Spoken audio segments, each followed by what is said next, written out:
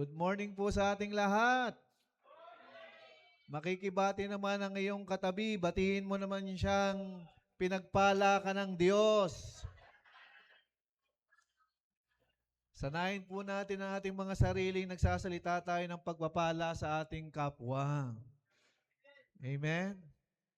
Ayan, good morning po sa ating lahat muli. I do believe na tayong lahat ngayon ay gising na gising. Makikicheck nga na ang katabi mo. Makikitanong mo siya, gising na gising ka ba? O, gising na gising naman. Sige po, tayo po ay magdeklara ng ating covenant tool in Book of Luke, chapter 4, beginning verse 18 to 19. The Spirit of the Lord is upon me because He has anointed me to preach the gospel to the poor.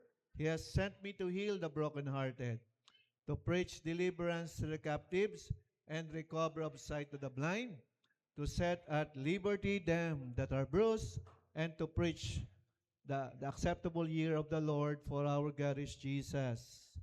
He is the anointed one. Minsan pa po nating palakpakan ang dakilang pangalan ng ating Diyos. Glory to His name. Then ang ating one pang J1 culture. I am a blessing. I am anointed. I am a deliverer. I am a good follower. I don't destroy, I build. I am not seasonal. I appreciate everyone and everything. I am part of something big. I am in partnership with Christ. And the last is, I am not extreme. Sabay-sabay po nating panghawakan. Ako yun. Makikisabi sa tatlo mong katabi, ikaw yun. Yan. Bakit po ba kailangan nating laging i-declare ito? Wag na po tayong magtaka. Sabi nga po ng Kawikaan chapter 18 verse 21, ang buhay at kamatayan ay nakasalalay sa ating mga dila. Ang sino mang nagmamahal sa mga salitang lumalabas nito ang siyang mananagana ng bunga nito.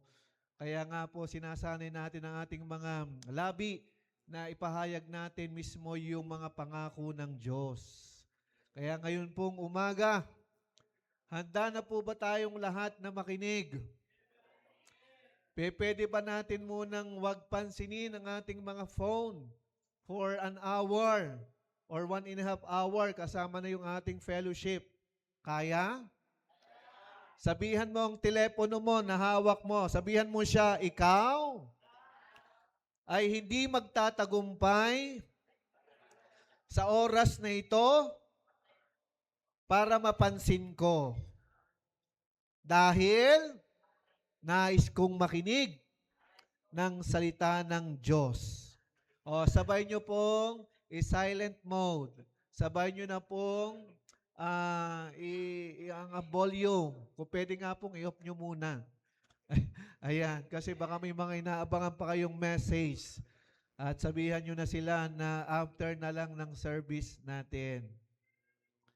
Ayan, ang pag-uusapan po natin ngayong umaga is about kagandahan or ang kagalakan na nagmumula sa ating Panginoong Hesus. Kaya ang title po ng ating message for this morning is about si Jesus, ang aking kagalakan. Makikisabi po natin, si Jesus, ang aking kagalakan. Sige po, sandali tayo mag-pray. Aba Father, maraming salamat muli ngayong umagang ito sa pagkakaloob mo sa amin ng buhay at ng kalakasan. Allow every one of us to receive the understanding, yung kaunawa nagmumula sa iyo, Diyos, malayang kumilos sa aming mga puso't isipan, at hayaan mo, Diyos, ma-anoint ang bawat pandinig po namin, and even ang aming mga labi. Patuloy mo itong pagpalain at maging way ito, O Diyos, ng pagpapala sa aming mga buhay. This we pray in Jesus' name. Amen. Ayan. Sino po sa atin na makakapagsabing kagalakan niya na si Jesus? Masaya na siya na si Jesus ang kanyang buhay. Check mo ang iyong katabi. Check mo siyang mabuti. Parang ikaw yata ang aking buhay. Parang hindi yata si Jesus. Anong sagot? Sabay tawa. Yun po ang pag-aaralan natin ngayong umaga. Bakit kailangan po nating ma-identify na saang level ang ating pagmamahal sa ating Panginoon? O baka may mas matimbang pa na minamahal nating higit kay Lord. Kaya yun po ang ating pag-uusapan. Sa mga awit po, chapter 16, yan, verse 5 to 6, ito po yung mga talata na nagawa ni King David during his time na siya in love sa Lord.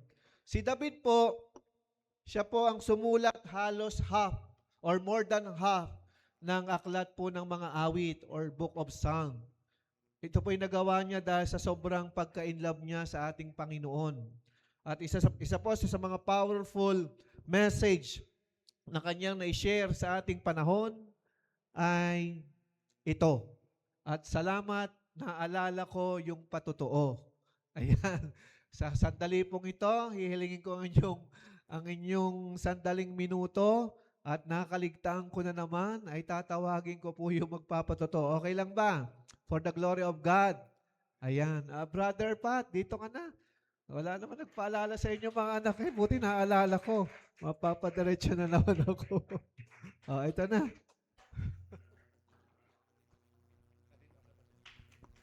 Good morning po. God is good? All the time? Okay po. Yan po kasi yung pinangaral ko sa RB noon. Ewan ko kung naalala na yung pinangaral ko na napakahirap na mag-praise kay Lord kapag ikaw ay nasa pagsubok. Madali kapag marami kang pera na maganda ka ang kalagayan mo, madali magpuri kay Lord. Ewan ko kung naalala ng taga-RB yun. Kasi last time, na-diagnose po ako nagkasakit po ako, leptospirosis. Sobrang thank you ko kay Lord dahil napagaling ako. Napakabilis po ng pagka-recover ko. Marami po ako naranasan doon sa hospital.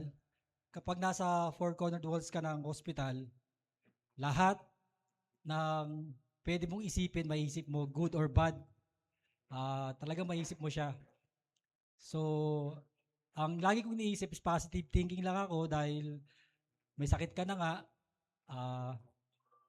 Lagi lang ako nagpe-pray kay Lord. Yung takos, thanks, appreciation kay Lord, tapos yung confession, o yung sa others, sa self. Lagi kong pinagdarasal every hour, tahimik lang ako. At nagpapasalamat ako doon sa mga taong bumisita sa akin, si Rev June, si Pastora Tess, tumawag po sa akin over the phone. Napakalaking tulong po yun. Pag may sakit ka, pipilitin ko mag-umiyak. Yung pag may sakit ka talaga, naranasan mo yung pagmamahal at hatred. Mix yun kasi talagang mag-iisip ka nasa hospital ka. So, pag nasa hospital ka, lahat yung mga taong dumadalaw sa'yo, na-appreciate mo siya. At yung mga taong, dapat ang mga taong hindi dumadalaw sa'yo, ma-appreciate mo din. Nung dumalaw si Rev June, sabi niya sa akin, tinanong niya ako, magpapatuloy ka ba kay Lord? Patingin ako, bakit hindi? Tapos, isa pa sinabi niya, walang hatred ha. Sabi ko, bakit magkaka-hatred?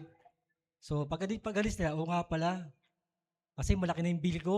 Umabot na ng 200 plus. So, talagang worried ako kung saan ako kukuha ng pera. Side na ako. Sabi ko, paano to? Magpapa-waiver na lang ako. Lalabas na ako kinabukasan. Sabi ko kay Brother Mel.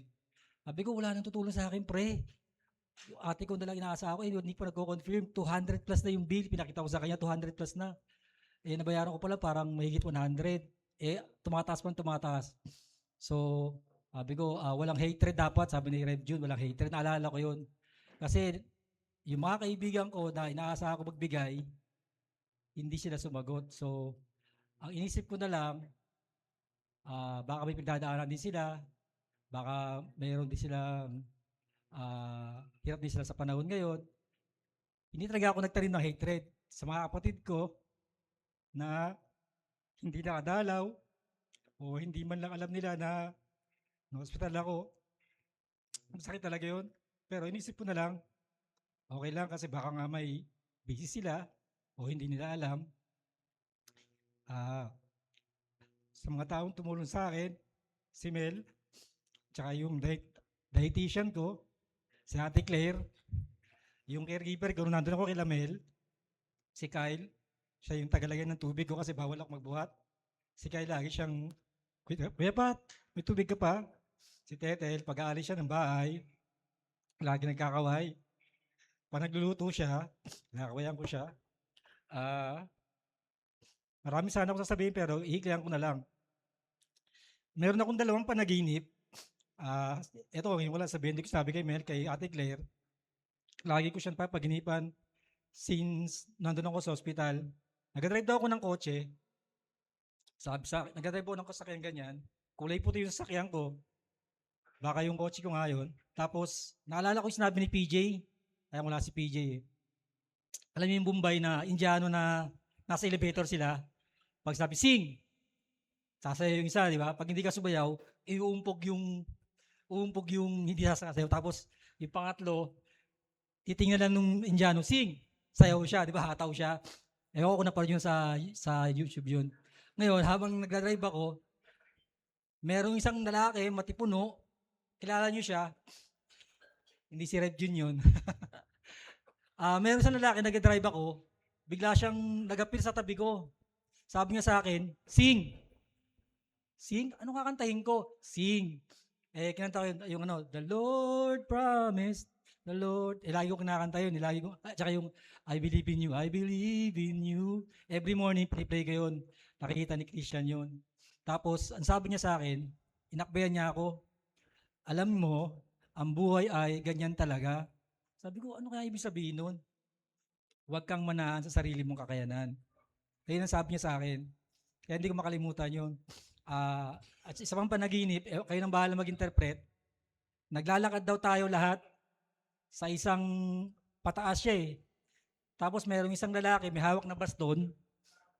Tapos merong lightning. Tapos may mga mabagsak na bato. Tayong lahat, JA1 Mandaloy, maliwanag sa isip ko yun. Si Revju nandun, si Pastora Tess nandun. Kayong lahat, si Brother Mer nandun din. Kayong lahat, mga sela. Pati si Moana nandun din. Na-picture ko si Moana. Mga bata nandun. Naglalakad daw tayo, mahabang pila. Kasama natin nauna sa atin yung may baston. Nakatalikod siya, nakaputi. Tapos kapag may mabagsak na bato, tinataas lang yung baston niya, nawawala lahat. Ilang beses ko na paginipan nyo kahit kagabi na paginipan ko pa rin siya. So, laging tumatayong sa akin sa isip ko yun. Kayo na pong bahala mag-interpret at ako ay may interpretation din sa panaginip ko na yun. Maganda po yung, para sa akin maganda po yung panaginip na yun dahil kasi may tao nasa harapan natin na tumutulong sa atin. Although pataas talaga yung cliff. Tayo lang ang naglalakad, mandaluyong. Kayong lahat, kakasama tayo sa isang lakad patungo sa Kanya. Thankful ko kay Lord kasi napakabilis na recovery ko. Ayun nga, sinunod ko lang pasasabi ni Rev June, walang hatred sa mga mangyayari sa buhay mo. Siguro mabilis ako makarecover. Nakalabas ako ng hospital November 25. Parang November 30, magaling na ako. Nagpapalakas na ako kasi nandito na ako November 30. Si Rev June naman nung nawala dito. Dahil may sakit nga siya. Nag-guilty nga ako kasi feeling ko nakadagdag pa ako sa sakit niya dahil parang nung nagpunta siya sa Kalabayan Lamet, feeling ko na naramdaman niya yung hirap ko na dinadanas ko. Sorry Rev. So yun nga, yung panaginip ko na yun, huwag niyong kakalimutan lagi yun. Kasama kayo doon, sama-sama tayo patungo kay Lord. Ayun lang po. Thanks kay Lord. Praise God. Minsan pa po nating palakpan si Lord. Ngayon ko lang narinig yung sa panaginip ni Brother Pat.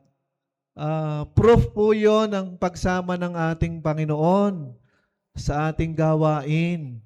At ako po ay damandama ko idoduksong ko lang sa patotoo ni Brother Pat. Damandama ko po yung kanyang mga patotoo na para lang hindi bumigat yung pakiramdam, tayo na ang gumagawa ng dahilan sa mga tao nating inaasahang dapat madalaw ka, tayo na yung nagbibigay ng comforting words sa ating mga sarili para ma-excuse yung kanilang hindi pagdalaw. Tunay, di ba? Ginagawa din natin yon para lang hindi natin maramdaman yung bigat, ay gumagawa tayo ng mga reasons in favor do sa mga tao inaasahan nating dadalaw na baka may problema din, baka may pinagdadaanan, or baka mas mabigat pa doon sa aking sitwasyon. Kaya yun po'y biyaya ng Diyos na makita po natin ang kalakihan ng Panginoon sa lahat ng sitwasyon. Amen? Handa na po ba tayong mabless muli ngayong umagang ito? Makikisabi sa iyong partner. Sabihan mo siya, I'm truly blessed. Ibig sabihin, totoo tayong pinagpapala ng Diyos. Sa ngiti pa lang, tagumpay na. Ipakita mo naman yung ngiting tagumpay sa iyong katabi. Yung nagtatagumpay ng ngiti. Ayan. Di ba? Yung pang-Instagram na mga ngiti. Ayan, basic lang sa mga believers, sa tulad po natin ang ngiti ng tagumpay. Kaya yung katabi mo ay meron yan, ng ngiting yan. Amen? Balikan po natin ang awit chapter 16, verse 5 to 6. As mentioned ko kanina, si David, ang more than half ng aklat po ng awit, siya po ang gumawa nito. Siya po'y inspired sa pag-ibig niya sa Panginoon at yung kanyang intimacy, yung kanyang relasyon sa Panginoon ay talagang napakatatag, napakatibay, talagang kitang-kita po yung kanyang pagka-inlove sa Panginoon. At ito po ang kanyang nasabi, Panginoon, kayo ang lahat sa aking buhay. Lahat ng pangangailangan ko'y inyong ibinibigay. Kinabukasan ko'y nasa inyong mga kamay. Puputulin ko muna po hanggang doon. Ang sabi po ni David, yun daw lahat ng kailangan niya, ang Diyos ang nagbibigay. Kung ang Diyos is an all-knowing God, nakikita niya ang future, sa tingin po ba natin yung bagay na hindi natin kailangan, ibibigay pa kaya ito ng Diyos? Yung hindi na natin kailangan, ibibigay pa kaya ng Diyos? All-knowing God si God. Di ba hindi? Tama ba? Nagkakaintindihan tayo. Ang sabi dito ni David, lahat ng aking pangangailangan, iyong ibinibigay. Ngayon, ang Diyos lamang ang nakakakita ng bagay na kailangan natin at ng bagay na hindi natin kailangan. Kailangan malinaw po ito sa ating lahat. Most of us, capture tayo ng mga bagay na hindi talaga natin tunay na kailangan. Kaya nagtataka tayo sa ating mga prayer request, Lord, ang tagal-tagal ko nang hinihiling ito sa iyo, bakit hindi mo pa ibinibigay? As mentioned ni David, lahat lamang ng kailangan mo, anak, ang ibibigay ko. Kung hindi mo kailangan, mapapahama ka lang kapag ito'y napunta sa iyong mga kamay. Nakukuha niyo po ba natin ang language ng Diyos? Kaya nga po magkaiba ang kaisipan ng Diyos sa isipan ng tao. Nagpupursige tayo, nagpipili tayong kuhanin yung bagay na talagang gustong-gusto natin. At tayo mismo gumagawa ng paraan para ito'y makuha, para ito'y mapa sa atin. Pero then again, kung ikaw ay tumatawag sa pangalan ng Diyos, kung ikaw ay nagtitiwala sa kanyang mga pangako, tiyak ito ang gagawin ng Lord. Anak, hindi mo pa panahon na ikaw ay magkaroon ng sasakyan. Hindi mo pa panahon na dapat meron ka ng gantong bagay. Hindi mo pa panahon na dapat may ganyang kang relasyon. May nag-react. Ilan kayo dyan? Joke lang. Di ba? Ang sabi ng ating text, yung ibinibigay ng Diyos, yung kailangan natin. Kailangan dito pa lang sa starting ng verse na ito, ng awit chapter 16, magkaroon na po tayo ng malawak na pangunawa na kapag may hinihiling tayo sa Diyos at hindi pa dumarating, huwag maiinip. At maghintay pa rin ng sagot ng Diyos. Kasi kung hindi makakabuti sa iyo ang hinihiling mo na sa tingin mo'y kailangan mo, hindi ito ibibigay ng Diyos. Bakit? Mapapahama ka Diyan. Kaya kung mayroon mang mga delay sa ating buhay, baka ito'y no na sa ating Diyos. Hindi talaga natin kailangan. At maaari din namang mayroong delay sa ating pananaw, pero sa Diyos, may takdang panahon. Sino po ditong may hinihintay kay Lord? Taas ang kamay. Ayan, taas tayo ng kamay. Pakita natin kay Lord, may hinihintay tayo. Sige, baba na po. Ngayon, yung hinihintay natin sa Diyos, itanong natin sa Kanya directly through our prayers. Sa ating mga panalangin, sa ating pagbabasa ng Kanyang salita, sa fellowship. Makakatulong po yun.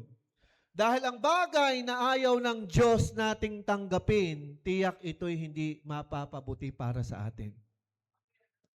Amen? Kaya huwag magmamadali. Kung ang sagot talaga ng Lord ay no, then accept it. And be glad on it kung hindi man dumating. Amen? Kasi binanggit dito, kinabukasan ko'y nasa inyong mga kamay. Di ba? Nananalangin tayo ng bagay na wala pa sa atin. Ibig sabihin, yan ay nasa future. Kaya sabi ni David, ang future niya nasa kamay ng Diyos. Tulad din natin, nananalangin tayo ng mga kailangan natin, ng mga desires natin, ng mga wants natin, na lahat ng yan ay nasa kamay ng Diyos. At yan ay sa future niya ibibigay. Maliban lamang kung ang bagay na hinihiling mo ay hindi kalooban ng Diyos. Amen? Kaya I do believe sa principle na ito. Ang Diyos na nakikita ang ating mga pag-uugali, na nakikita ang ating mga asal, hindi siya magbibigay ng bagay na lalong papangit pa ang ugali natin. Hindi siya magkakaloob ng anything na lalong magiging magaspang ang ating mga pag-uugali. The more itong ilalayo sa atin. The same thing with the relationship. Kung ang relasyon na meron ka ngayon ay nag-aalis sa iyo sa pag-ibig sa Diyos, mag-isip-isip na po tayo. Amen? Dapat dalahin natin siya kay Lord. Huwag tayo ang madadala palayo kay Lord. Di ba? Kapag ang kagalakan po natin at ang buhay natin ay ang Diyos na mismo, nasa iyo na ang lahat. Makikisabi sa iyong katabi, partner, kung si Lord ay nasa iyo na ang lahat. Amen? May mga pagkakataon po sa ating buhay na nasanay tayong merong kasama. May mga kaisipan tulad nito na may boyfriend, may girlfriend, may relationship ngayon. Kapag nagkaroon ng hindi magandang pagsasama, magkakaroon ng hiwalayan, kapag nasanay ka laging merong kang ka-relationship, siguro yung isang buwan na wala kang relationship, hirap na ang buhay mo. Hello? Kasi nasanay ka na laging may kasama. Kung ang Diyos ang ating minamahal ng lubos, kung siya na ang lahat sa atin, maghahanap ka pa ba? Hindi na. Sino may sabing hindi na? Taas ang kamay.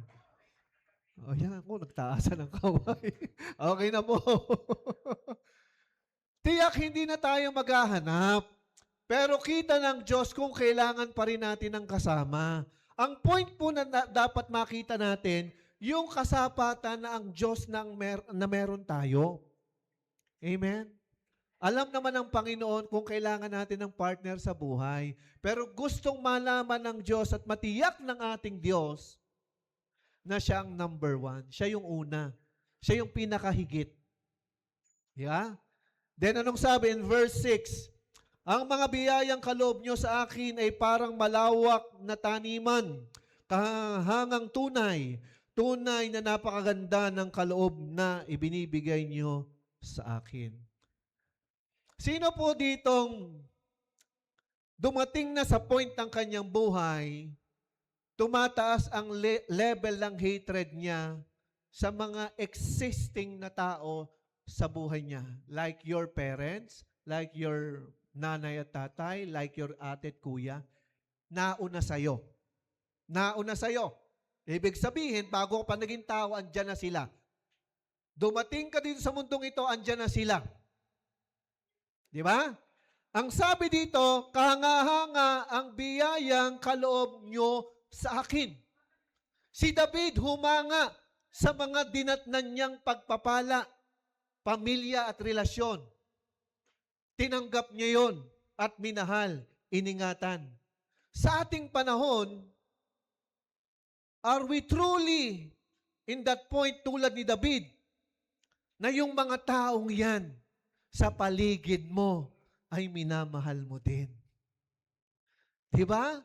May mga pagkakataon po sa ating buhay, hindi natin na-appreciate sila. Hindi natin sila na-recognize. Hindi nga natin sila pinapansin. Nilalayuan pa.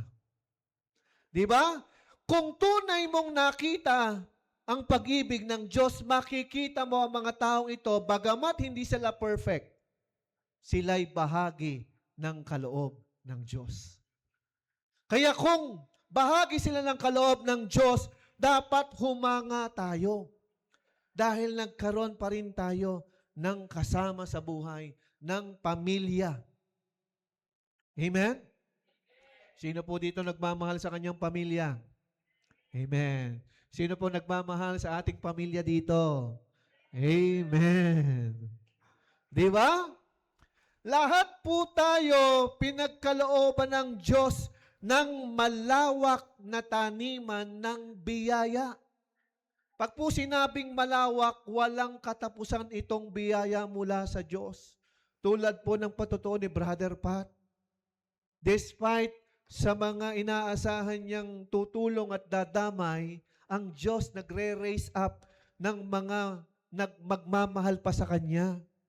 At mga ngasiwa tutulong magangalaga. Di ba?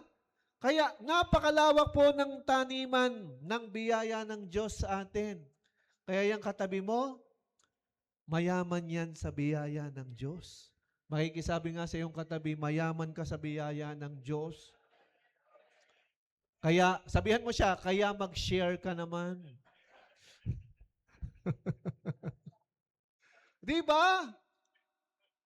Kaya kung nakikita po natin ang kagandahang loob ng Diyos, nagiging bukas tayo sa ating kapwa.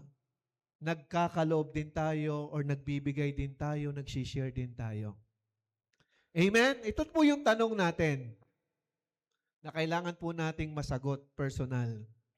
Kailan at paano dumarating sa puntos ng ating buhay na si Jesus ang lahat sa ating buhay?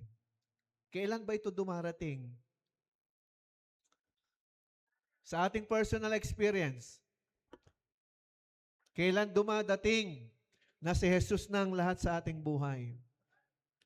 Alam niyo po, isa sa mga matinding testing na ginawa ng Lord sa mga Bible character na pwede po nating gawing modelo is the life of Job.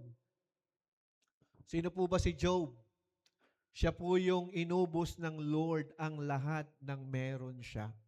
Pamilyang minamahal, ari-arian, kayamanan, even kalusugan niya, kinuha rin ng Lord.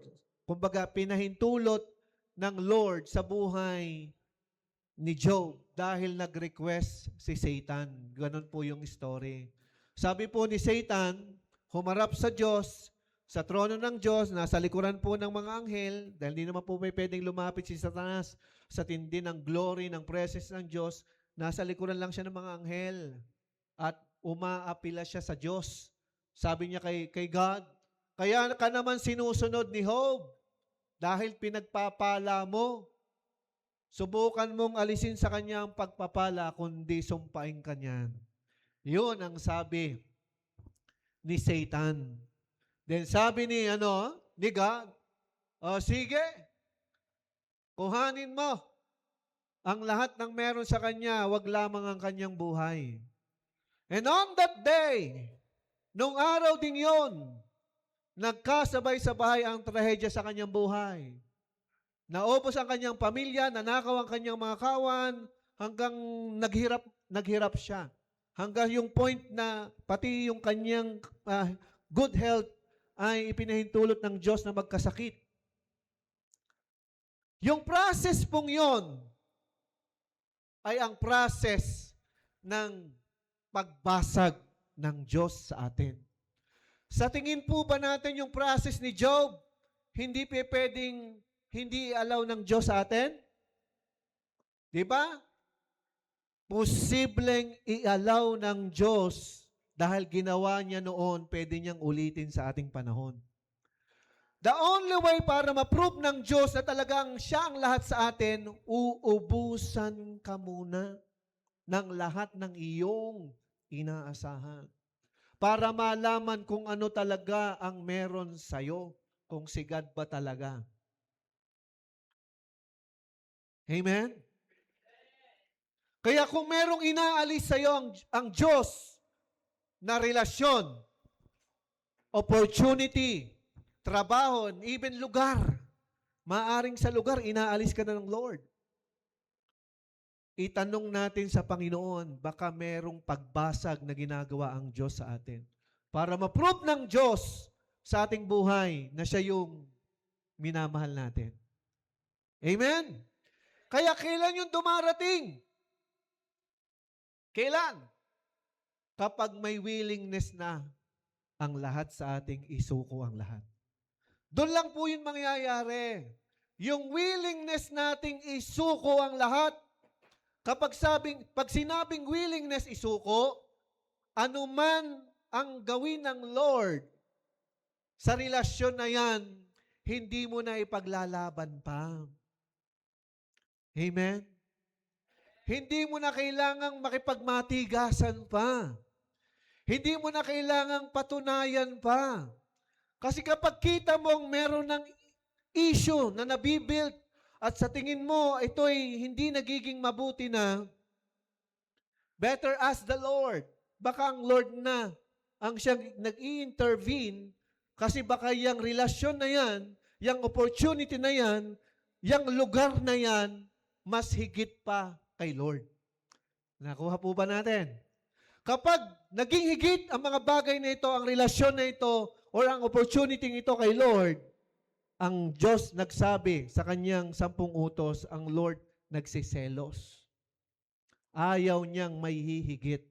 Dahil alam ng Diyos, mapapahamak tayo sa mga kaisipan at damdaming hindi una ang Lord. Amen? May kisabi sa iyong katabi, unahin natin si Lord, ha? Kapag inuuna natin si Lord, dumadating yung time, alam mo na kung kailan. Every day is a day of surrender. Tandaan po natin, lagi tayong magsusuko sa ating Diyos. Yun yung panahon na kailangan ma-prove ng Diyos sa atin na kaya nating ibigay ang lahat. Magbibigay ako sa inyo ng halimbawa. Alam natin kung ano ang mga bagay na related para sa kaharian. Alam natin, di ba? Lahat ng bagay na related sa kaharian, kapag dumadating ito, ito'y parang isang kamay na kumakatok sa ating buhay. Na hinihintay ang ating pagtugon kung tayo ay susunod. At doon malalaman ng Lord kung tayo ay handa ng magsuko. Kaya yun po yung number 1 nating tatanungin sa ating mga sarili, handa ba ako magsuko araw-araw kay Lord?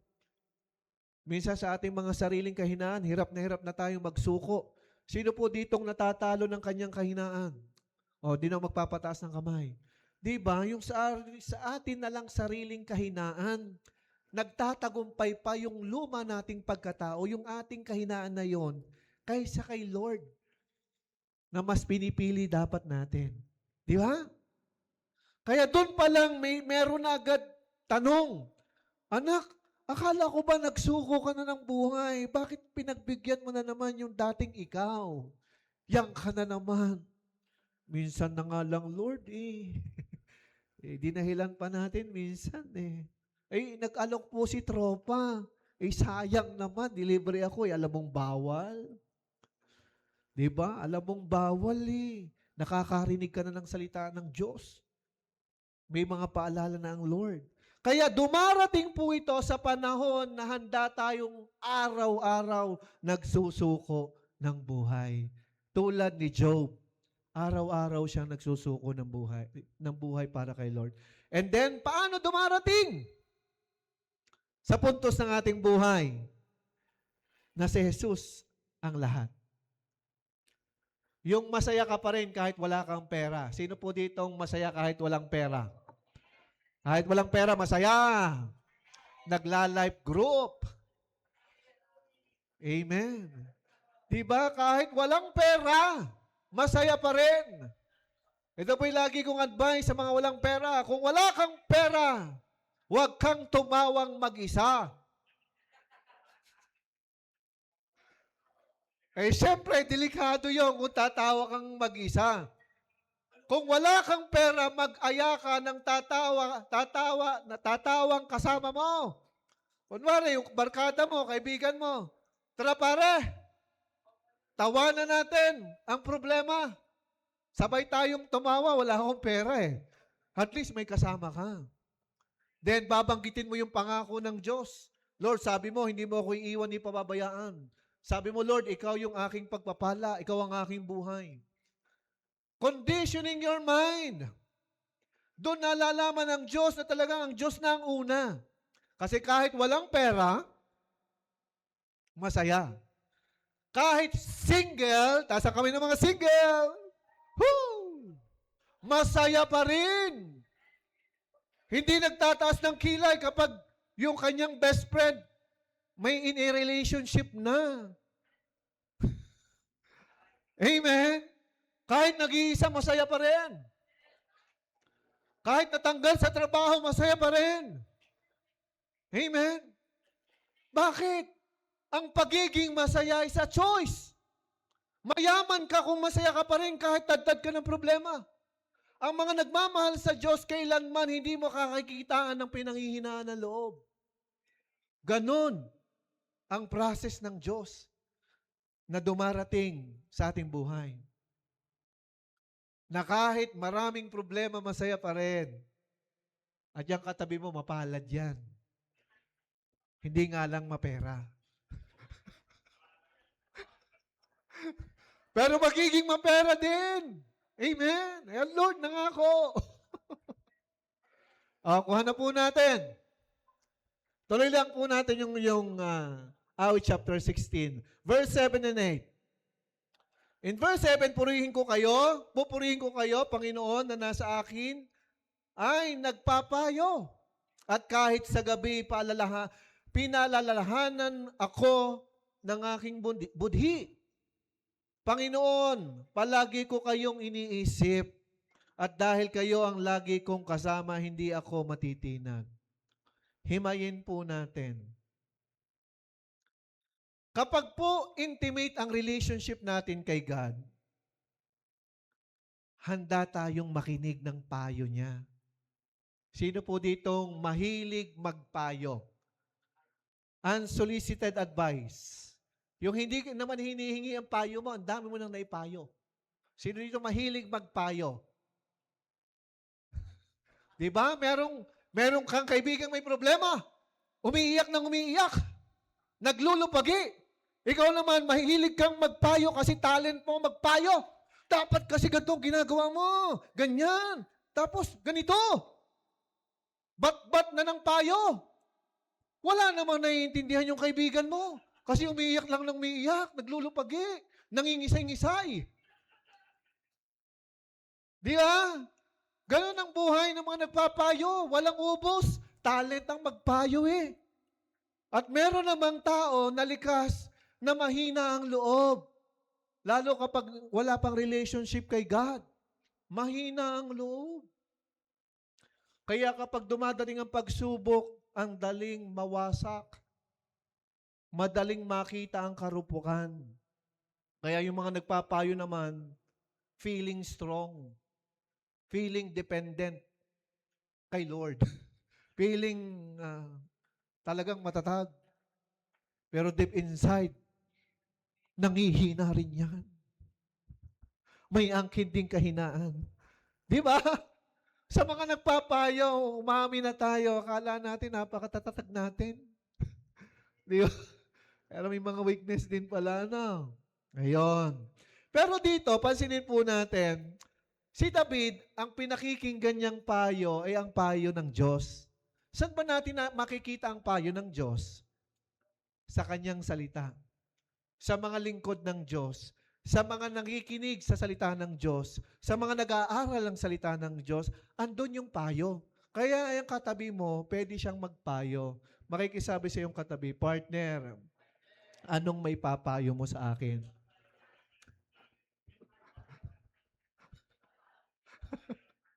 Ano raw? Ibig sabihin, lahat pala tayo magiging advisor ng Diyos. Di ba? Pero, tiyakin po natin na nakikinig tayo ng payo ng Diyos. Kunwari, napakinggan mo sa aral ng pastor or narinig mo sa isang life group, huwag kang panghinaan ng loob, kasama mo ang Diyos. Kung ano yung narinig, siya rin ang ipapasa mo. Ganun yung pagpapayo na hindi nababago. Nakabase pa rin sa salita ng Diyos. Huwag mong ipapasok yung personal mong motibo. Ang sabi ng Lord, magpakatatag. Magpatawad, di ba? Magpatawad. Ay, may hatred ka rin doon sa tao. Pag pinatawad mo yan, hanggang ngayon na lang ha. Hanggang ngayon na lang ha. Pag naulit, iwan mo na. Iwan mo na. Yun ba ang narinig natin? Napayo mula sa Diyos. Ang sabi ng Lord, magpatawad. Hindi merong limitasyon. Kaya kung nagpapatawad tayo, limitless pala yan. Walang katapusan. Amen? Ayan. And then ito mo maganda kay Lord. At kahit sa gabi, pinalalahanan ako ng aking budhi. Sino ditong may budhi? Kaluluwa natin yun. May budhi tayo. Sino po ditong nakikita ang budhi ng kanyang katabi? Maitim. Ang iyong budhi. Paano ba natin nasasabing maitim ang ating budhi? O maitim ang budhi ng ating kapwa? Kapag magaspang ang pag-uugali. Ay pag maganda ang pag-uugali, maputi ang budhi. Di ba? Nagniningning. Kaya ang budhi pala natin, nakikita sa asal ng ating ugali. Posible? Ay dahil in love tayo kay Lord, kagalakan natin ng ating buhay si Lord, ay si Lord flawless. Wala siyang kapintasan. Kaya maraming paalala tayong tinatanggap mula sa Panginoon. Aminin na po natin. Sino po dito kapag nakakarinig ng paalala na tama naman, makakabuti naman, pero naiirita ka? Sinong gano'n? Yung naiirita? Naiirita. Ganito po yung sitwasyon. Makinig po ang bawat isa sa atin. Kadalasan, naiirita tayo sa mga payo or paalala, tama naman at mabuti, dahil tinitingnan natin yung nagpapayo, yung nag-a-advise. Ang nasa isipan natin ay nilalagay ng kaaway, akala mo naman kung sinong mabait at mabuti, sama rin naman ang ugali. Di ba? Kaya hindi tayo sumusunod ng payo. Kaya hindi nakikinig tayo ng advice. Kasi meron tayong balik. Tinitingnan natin yung asal ng ating kapwa. Anong sense? Di ba? Anong sense? Ay mabuti naman yung payo. Di ba? Kaya, yung budhi natin, pinalalahanan ng Diyos sa kanyang salita. Kaya kapag ito'y napapalalahanan, makinig. Huwag maiirita. May sabi sa iyong katabi, huwag kang mairita kapag itinutuwid ka. Isa pa, huwag kang mag-walk out pag tinutuwid ka. Huwag kang magtataas ng boses. pag itinutuwid ka. Amen! Kapag in love kay Lord, kapag kakalakan ng ating buhay si Lord, nakikinig lang tayo ng pangaral. Opo. O, tama nga po. Oo nga. Mali nga ako. Di ikaw yung tama. Amen? May nakukuha po ba tayo lahat? Sige, minsan po natin palakpan si Lord. Ito po yung isang sign na talagang mahal natin si Lord at buhay natin si Lord. Verse 8, Panginoon, palagi ko kayong iniisip at dahil kayong lagi kong kasama, hindi ako matitinag. Ilagay po natin sa ganitong perspective. Kung hindi natin laging iniisip ang Diyos, isipin mo na lamang parate, kunwari, araw-araw, kahit hindi mo nakikita ang ating Diyos, katabi mo siya. Katabi mo si Lord. Isipin mo, kunwari, kasama mo si Lord, pero sa tunay, talagang kasama natin si Lord. Isipin mo na lang na siya'y sumasama sa iyo kahit sa mga lugar na ipinagbabawal ng Diyos, kahit sa mga relasyon na ipinagbabawal ng Diyos, kahit sa mga bisyong ipinagbabawal ng Diyos, kasama mo pa rin ang Diyos. Isipin lang natin iyon. Sa tingin mo, ano magiging epekto nito kung ito magiging mindset natin?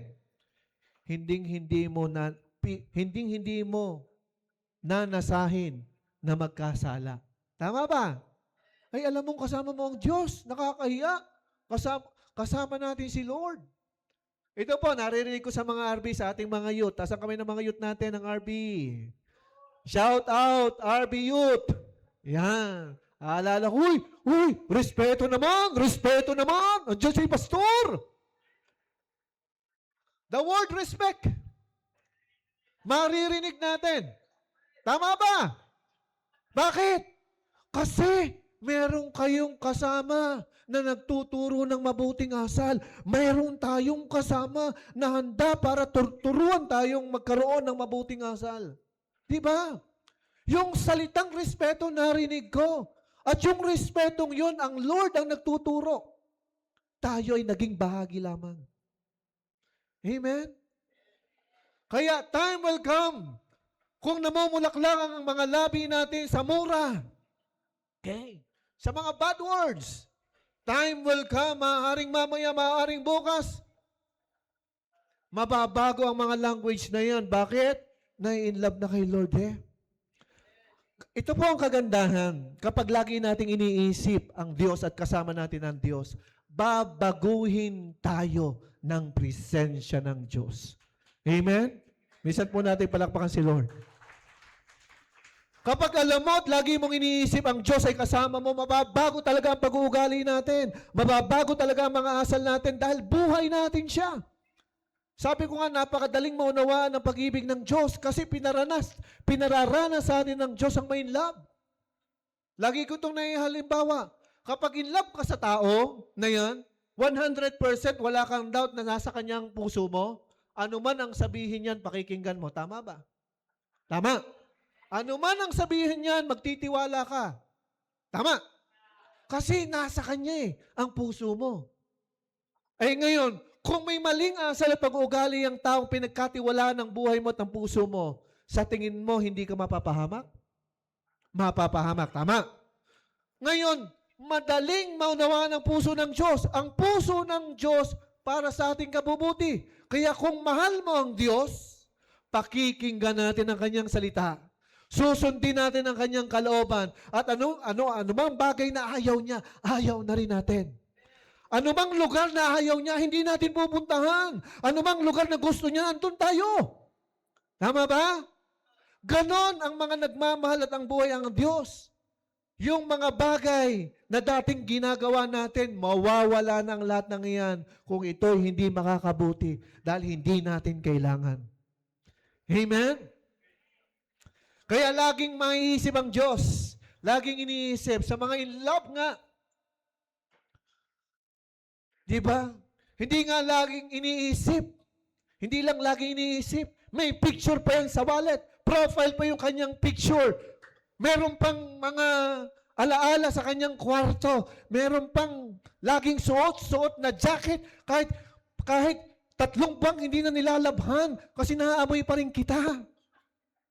Hello? Di ba? May ganun tayong mga lifestyle. Dahil pag nagmahal tayo, gusto natin lagi yung atmosphere niya nasa atin. Pero kung iuukol natin ang ating pag-ibig, una ang Diyos, mapapabuti ang ating buhay. Ano man ang merong pangit sa atin, mawawala ang lahat yan, mapapalitan ng maganda. Amen? Pwede ba natin palakpakan si Lord doon? Kaya kung makikipagrelasyon tayo ng intimate, the message here na ating pinagsasaluhan is an open relationship na binubukas ng Diyos sa iyo at sa akin.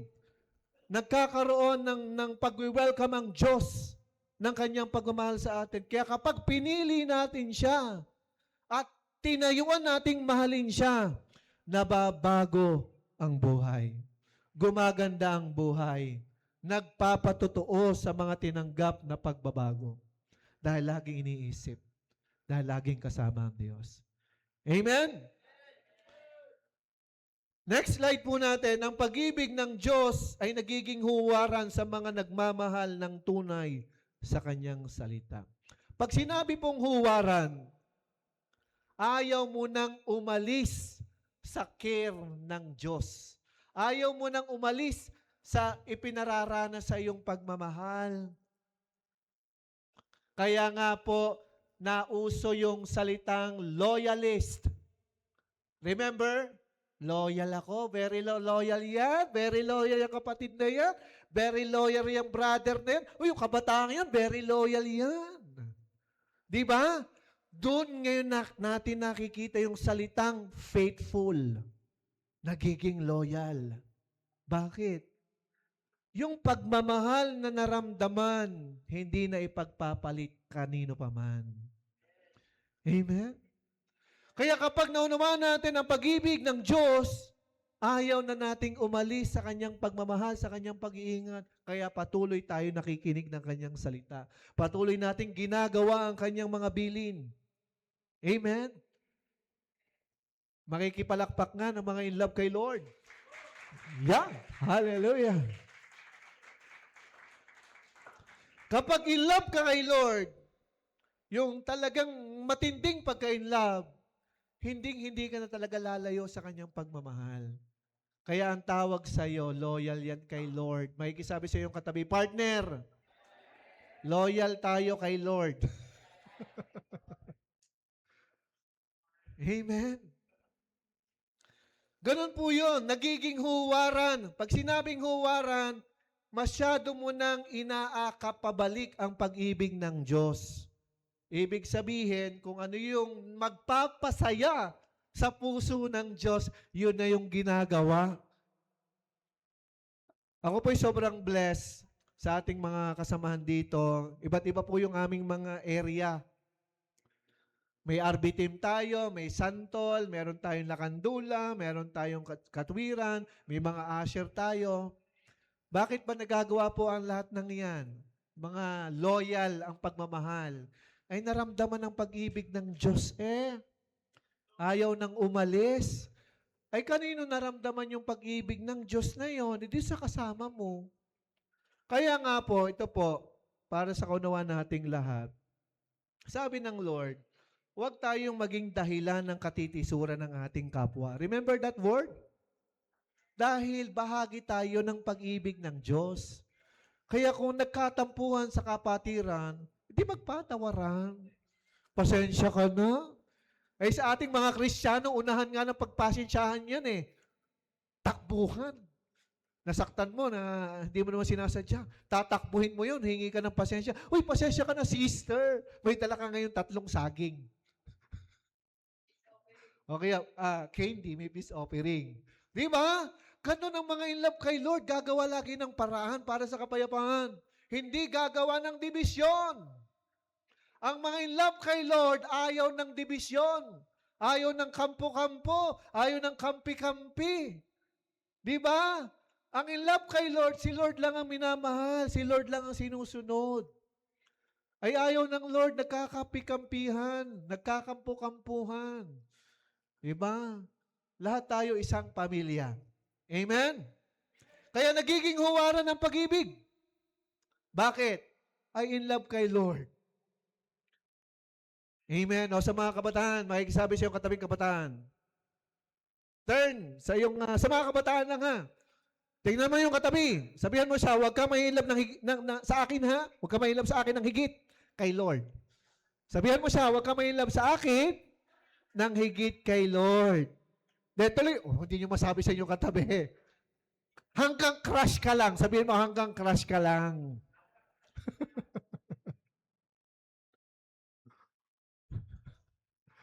Amen. May nakukuha po ba tayo lahat? Amen. Tuloy po natin story. In verse 9, same book of Awit chapter 16.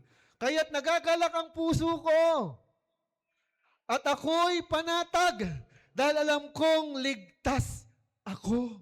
Ito yung security. Kapag in love ka kay Lord, yung damang-damo mo na iniingatan ka ng pag-ibig ng Diyos, panatag tayo. Na kahit mawalan nga ng pera, kahit dumating ang mga dilubyo sa buhay, masaya at panatag. Bakit? Dahil alam natin, kasama natin ang Diyos. Panatag tayo dahil kasama natin ang Diyos. Kaya nga sa mga dumadaan sa sakit karamdaman, ako na mismo pinaranas ng Lord, panatag ang loob ko. Na ako'y ligtas. Na ako'y iniingatan ng Diyos. And some say, lesson learned. Yes. Lesson learned. Even if yung process hindi ganun kadali. Alam niyo po sa mga pagmamahal natin sa Panginoon, kapag alam mong panatag ka sa pag-ibig ng Diyos, gagawa ka ng paraan para magbalik loob ng magandang bagay sa Panginoon. Amen? Hahanap ka eh. Nung ating pong Thanksgiving, meron pong tayong nanay na nagluto ng pansit. Eh, grabe. Ha? Sino ba nagdala ng pansit? Hindi ko na natanong. Basta may nagdala ng pansit, niluto dyan. O sino yung mga kumain ng pansit? Hindi man lang nagtanong, sino ba nagluto nito? Ang sarap. Di ba? Kaya ganun yung pagmamahal. Ang security tinatanggap natin, ito'y nagbubunga ng resulta ng pagtatanim din ng mabuti. Ganun po ang pag-ibig ng Diyos. Amen? Alam niyo po ba, nung naging usap-usapan po namin ni Brother Mel, Rem, ang dami na dun sa harbe. Sobrang dami na. Oo nga, alam niyo po, iniisip ko, Lord, sasakyan. At dumating naman ang sasakyan. Ngayon, ang iniisip naman natin, yung seating capacity lang. Amen? Kasi mabuti tayong katiwala. Kailangan nating ingatan ang ating mga ginagamit. Amen? Ayan. Kaya, biyaya ng Diyos. Panatag tayo sa pag-ibig ng Diyos. In verse 10, sapagkat hindi nyo pababayaan ang aking kaluluwa na mapunta sa lugar ng mga patay. Hindi nyo hayaang mabulok sa libingan ang matapat nyong lingkod. Bigyan po natin ng diin doon yung matapat nyong lingkod. Sino po ditong nagnanais na maging tapat na lingkod ng Diyos? Makikitaas ng kamay. Taas po tayo ng kamay. Ni-encourage ko po kayo magtaas. Yan. Paano po? Ipinangako ito ng Diyos, yung kanyang pag-iingat, yung kanyang pangako sa mga lumalaban at lumalakad sa katapatan. Hindi po pwedeng ibigay ng Lord ang grasya kung ang kaisipan natin mapanlamang. Amen? Kita ng Diyos ang ating mga motibo. Amen? Kaya, kung tumatanggap tayo ng grasya, kung nararanasan natin ang grasya ng Diyos sa bawat araw, sa bawat lakas na meron tayo, sa bawat buhay nating tinatanggap, sa bawat biyayang pagkain, opportunity nating natatanggap, dapat pa ba nating pagsamantalahan ang biyayang grasya na yan mula sa Diyos? Di ba hindi? dapat mag-create ng katapatan. Ang biyayang tinatanggap natin, amen? Mag-create ito ng bagong pag-uugali at asal sa atin na tayo'y maging tapat. Dahil ibinibigay ng Lord ang kanyang pangako ng ating kaluluwa hindi mapahamak. Ang tinutukoy po dito na lugar ng mga patay ay yung lugar ng parusa ng Diyos. Na sa mga hindi tapat, may lugar na nakalaan. Kaya makikisabi sa iyong katabi, hindi ikaw yun ha. Hindi tayo pupunta doon. Amen? Dahil tayo ay gagawing tapat ng Diyos. Amen? Sige po, minsan po natin palakpas si Lord. Ang katapatan, hinihiling natin sa Diyos. At dapat nating hilingin. At dapat po nating lakaran. Dahil ang Diyos ang may karakter ng pagiging tapat. Tayo, wala po nito sa atin. Pero sa biyaya at habag sa pamamagitan ni Kristo Jesus, mararanasan natin ito dahil tutulungan tayo ni Holy Spirit. Amen? Kaya hindi po tayo mapapahamak. And then, the last verse na po ito, last slide na ito. Verse 11 ng Acts chapter 16. Itinuro nyo sa akin ang landas patungo sa buhay na puno ng kasiyahan at sa piling nyo'y aking matatagpuan ang ligayang walang hanggan. Ngayon, sa last verse na ito, kontento na si David sa pag-ibig ng Diyos. Ang tanong po sa atin ng message na ito, kontento na ba tayo sa pag-ibig na ating tinatanggap mula sa ating Diyos? Tatalikuran pa ba natin ang pag-ibig na ating nararanasan araw-araw? Tatalikuran pa ba natin ang mga magagandang na pagsamahan natin for the glory of God sa mga panahon na dumating yung mga pagsubok ng tampo? Amen? Makikisabi, tampururot! Lakasay, tampururot! Layas! Sa pangalan ni Jesus! Amen? Sa hirap makasama ng mga tampururot. Kasi kapag in love ka na kay Lord, kasiyahan mo na si Lord, nawawala na yung matatampuhin. Amen? Hindi lang nabigyan ng candy. Ang nabigyan mong candy yung katabi mo, dalawa sa isa, nagtampo ka na. May bakit mo binigyan ng dalawa yon? Sa akin isa lang. Buti nga, may isa ka, meron nga ako hindi nabigyan. Di ba? Nababago po yung mga asal. And I will end sa message po ito ng Lord na ang kagalakan natin na tunay ay ang Panginoong Hesus. Mabuhay tayong si Jesus lamang ang ating tunay na iniibig. Kasi sa totoong buhay po, limitado ang pwede nating pag-ibig na pwede nating iparana sa ating kapwa. Bakit, Pastor, limited lang ang pwede nating pagmamahal sa ating kapwa? Ay pag naging salbahe yan, kapag hindi naging okay yan, nagbabago ang pagmamahal natin di ba? To the point, nire-reject nga natin yung tao. Or sina-shutdown natin sila sa ating buhay. Di ba? Minsan nga, na-shutdown mo na yung tao sa buhay mo. Na-cancel mo na yung tao yun sa buhay mo. Hindi pa niya alam. Gaano kasakit yon sa taong hindi naman niya alam kung ano ang tunay niya nagawang pangit. Di ba? Masakit yon. Na walang ibang iniisip kundi kabutihan. How much more kung ang Panginoon? How many times kinakancel natin ang Diyos sa buhay natin? Kapag may tawag ng katwiran, kapag may tawag ng paalala ng Diyos na ambutin natin, sinasabihan tayo ng banal na Espiritu, anak, tigilan mo na yung bisyong yan. Mapapahama ka dyan. Anak, tigilan mo na yung relasyon na yan. Hindi ka mapapabuti. Anak, tama na expression mo sa ganyang character. Alam mo ang katotohanan. Nananakawan ka ng magandang buhay. Alam niyo po ba, ang daming magandang opportunity na lumayo sa atin dahil mas pinili natin yung gusto natin.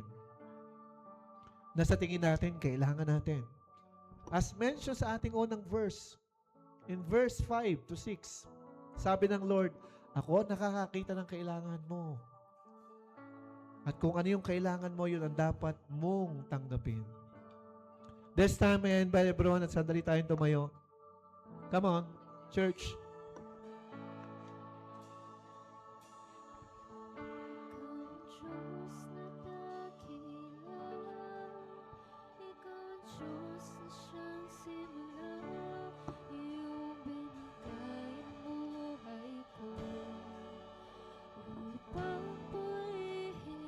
Come on.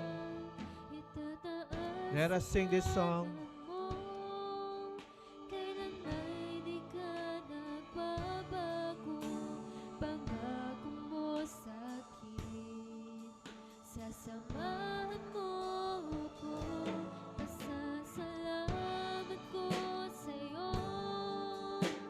Buong puso, papuri pagsamba.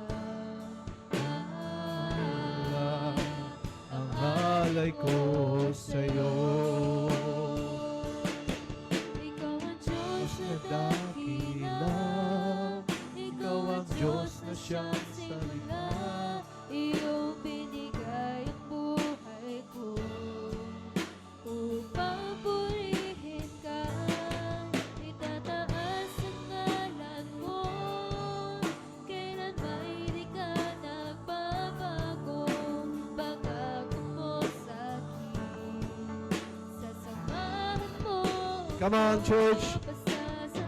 With all our heart, raise our hands, Soul 7. Buong puso, papuri pagsamba. Alay, ang alay ko sa'yo. Come on, church! Sing out loud! Diyos na dakila, ikaw ang Diyos na siyang sangla. Iyong binigay ang buhay ko. Papurihin ka, itataas ang ngalan mo. Kailan may di ka nagbabago. Pangako mo sa akin, sasamahan mo ko. Pasasalamat ko sa'yo. Buong puso, papuri pagsamba. Ang alay ko sa'yo. Sige po, sandali tayo yumuko at pumikit. As we raise our hands towards heaven, tanda ng ating pagsuko sa authority at pag-ibig ng Diyos. Come on, church. Nais ng Lord na si Jesus lamang ang maging kagalakan natin. Dahil natitiyak ng Panginoong Jesus sa ating buhay, kung ano yung makakabuting kailangan natin, ang siyang ipagkakaloob sa atin. Heavenly Father, in the mighty name of Jesus, naririto ang bawat isa. Nababatid mo, Panginoon, ang pangangailangang tunay ng bawat isa.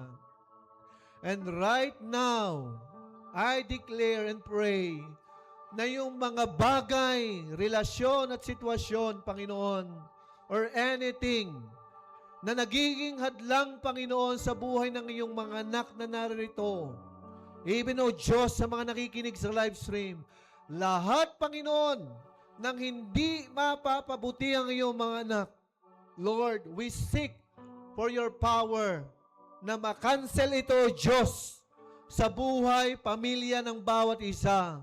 Allow everyone nang matanggap yung bagay na tunay na kailangan ng bawat isa na ikaw lamang ang pwedeng mag-provide. O Diyos, itong ipagkaloob mo, O God. At naniniwala kami, Panginoon, ng buhay ng bawat isa habang tinatanggap ang biyayang mula sa iyo. Mababago at mababago ang buhay ng bawat isa. Dahil ikaw ang Diyos na babago nito.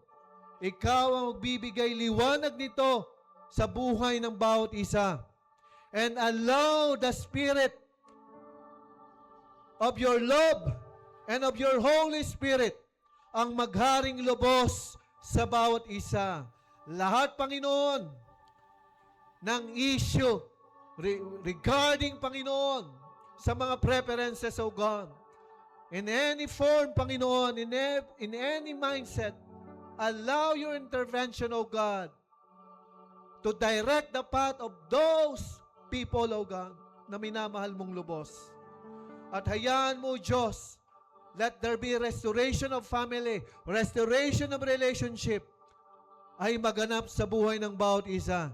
And this I declare, walang sino man, Panginoong, narito na nakarinig ng mensaheng ito, ang hindi mararanasan ng breakthrough. This I declare, buhay na ang kagalakan na ikaw lamang, Panginoon Jesus, ang tanggapin ng bawat isa, at ang lahat ay magsabi ng Amen and Amen.